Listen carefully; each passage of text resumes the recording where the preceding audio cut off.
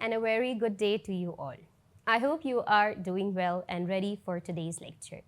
Today we are exploring World Soyinka's postcolonial play, A Dance of the Forest.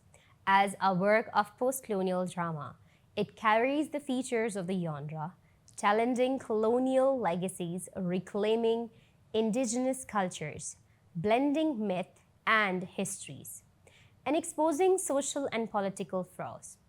Written for Nigeria's independence in 1960, the play brings together the living, the dead, and the spiritual world to highlight themes of corruption, history, and self-discovery, reminding us that true freedom requires confrontation, both colonial oppression and the internal weaknesses of society.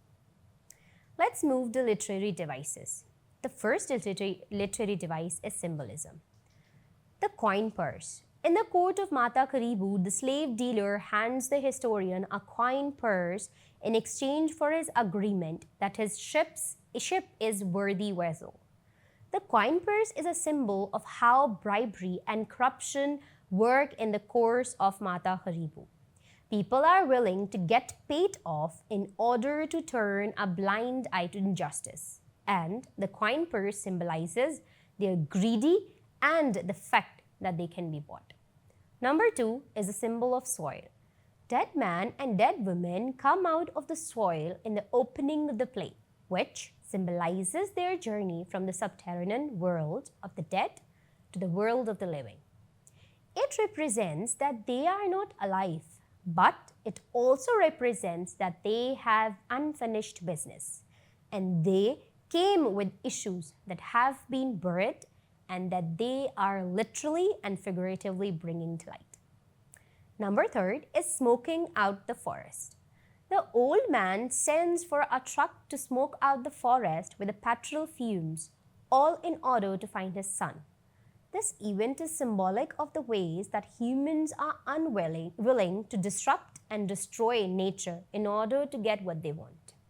Number 4 is dancers. That dancer symbolizes the embodiment of ancestral spirits and the connection to the past. They represent the power of tradition, rituals, and communal identity. Through their movements, the dancers convey the cyclical nature of life and the eternal presence of the past. Number 5th symbol is a symbol of the drum. It is a recurring symbol in the play that signifies communication, rhythm, and unity. It represents the heartbeat of the community and serves as a means of connecting the characters to their cultural roots and collective consciousness. Next symbol is the symbol of river. The river symbolizes purification, transformation, and rebirth. It represents the character's journey towards self-discovery and the shedding of their old selves. The river also signifies the passage of time and fluidity of life. The next symbol is of the forest. This symbolizes a place of mystery, chaos, and primordial world. It represents the subconscious mind and the dark depths of human nature. It acts as a backdrop for characters' exploration for their identity, both individually and collectively. Next device is metaphor. Metaphor of forest head. It is a metaphorical figure representing the forest itself. He and the other forest spirits that populate the forest are embodiments of the natural world. Number 2 is the metaphor of dead man and dead woman. They are representation of death and unfinished business, spire of being living, breathing, and moving figures. They represent the world of the dead and they are figures showing the fate of death. Number 3, perhaps I have started a new disease that spreads quickly. When the warrior speaks out against the war in Mata Karibu's court, the physician suggests that the war is becoming dangerous because he is sowing dissent among his fellow warriors. This pleases the warriors who says, perhaps I have started a new disease that spreads quickly. The disease to which he refers is a dissent and rebellion among the warriors in Mata Karibu's army. Number 4th metaphor is I also have no pity for the one who invested foolishly. Investors, that is all they ever were to me. The words were spoken by Rola, the current manifestation of Madame Tortoise, when Adonibi accuses her of toying with men's heart and ruining them. She suggests that her seductions were simply business transactions and compares her suitors to investors in business. Thus, she uses the metaphors of business to describe her romantic attachment. Next is simile. It was smoking like a perfect perpetual volcano. Abaniji and Adnibi discuss Salori, the chimney of Erko, and Adnibi describes it as smoking like perpetual volcano. This is a simile to describe the lorry when it catches on fire by comparing it to a fixture of nature, a volcano eruption. Next is imagery. It is a literary device used to create vivid mental pictures for the readers or audience by appealing senses. In the play A Dance of the Forest by Wolaswinka, imagery is used to extensively evoke sensory and emotional experiences. Some instances of imagery include: number one, the forest. The play's title itself, A Dance of the Forest, suggests rich pattern of imagery related to the forest. The forest is a central metaphor in the play representing the complexities of Nigeria's history, culture, and identity. Imagery related to the forest is used to symbolize the various layers of Nigerian society and the nation's quest for self-discovery. The imagery of costumes and masks. It conveys through costumes and masks worn by characters. During the welcoming of the dead, the forest head passes masks to the three protagonists, and as he calls on the spirits of various elements of nature, the masked figures begin a kind of dance, and as each spirit is summoned, one of the human three begins agitated, possessed, and then pronounces. Third is unearthed. The opening image of the play is of the dead man and dead woman literally coming up out of the soil after being dead for many lifetimes. The image reveals that the wounded dead have come to have their case heard so that they may be set free from the pain of their previous lives. It is an evocative image by virtue of how supernatural it is, the portrayal of dead individuals coming to life again, climbing out from under the earth. The figure in red and the half-child.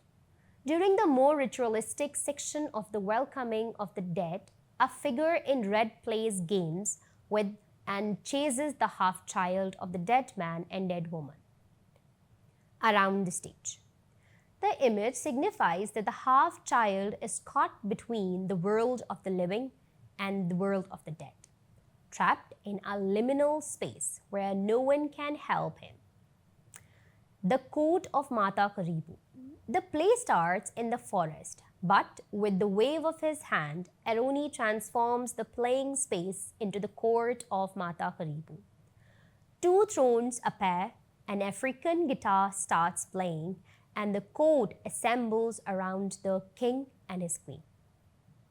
As the stage directions tell us, those not involved in the action at any time freezes in one position. The court is a more heightened and formal setting than the wilds of the forest. Irony. Irony as a stylistic device is a situation where there is a contrast between reality and expectations. In the play A Dance of the Forest by Wolfswenka, instances of irony include: number one, Ogun tells Murat that he is not Ogun when Murat is drunk. Throughout the play, characters' identities blend and bleed. A person says they are one person, but then they turn out to be someone else. Additionally, the spirits of the forest often assume different identities in order to trick others and further their own motives. For instance, Ogun, the patron god of cowards, goes to visit Murat while Murat is drunk. He tells Murat that he is not actually Ogun, which creates a situation of dramatic irony in that the audience know something that Murat cannot recognize because of his compromised state. Number 2 is Ishoro does not know that he has been drawn towards the festivities by the forest head and Aroni. Before the welcoming dance, Aroni and the forest head discuss the fact that they will lure the wayward spirit Ishoro to the festivities. However, he has no idea that they are doing so, which constitutes another instance of dramatic irony. Number 3 is warrior becomes the dead man, which is the dramatic irony. In the flashback to or the conjuring of, depending on how you look at it, the court of Mata Karibu, we see the dead man in his former life as the dissecting warrior who Mata Karibu has castrated and sold into slavery. The scene is an instance of dramatic irony in that the reader or audience knows that the warrior will become the dead man who comes back to reckon with his former oppressors. But the characters in Mata Karibu's court have no idea that they will one day atone for their heartless actions. Dimok. Initially, Dimok says that he saw a man fall down out of a tree to his death. Ironically, it comes to light that the man who fell was Orimol, Dimok's apprentice, and Dimok was the one who pushed him and caused his death. Foreshadowing. A Dance of the Forest by Bol Soyinka is a complex play with elements of African folklore politics and social commentary. Foreshadowing in the play can be revealed in the several ways. The character dialogue. Characters may drop hints or make statements that allude to what will happen later in the play. Pay attention to what characters say about their intentions, fears, or desires. Symbolisms and rituals. The use of African symbolisms, rituals, and cultural elements in the play reflects the rich tapestry of African traditions and beliefs. A Dance of the Forest is rich in symbolism and incorporates various rituals, adding depth and complexity to the play. Here are some of the key symbols and rituals in the play. The forest. The forest serves as a powerful symbol in the play. It represents the natural world, ancestral spirits, and African cultures. The characters' interactions within the forest are symbolic of their connection to their cultural roots. The forest head.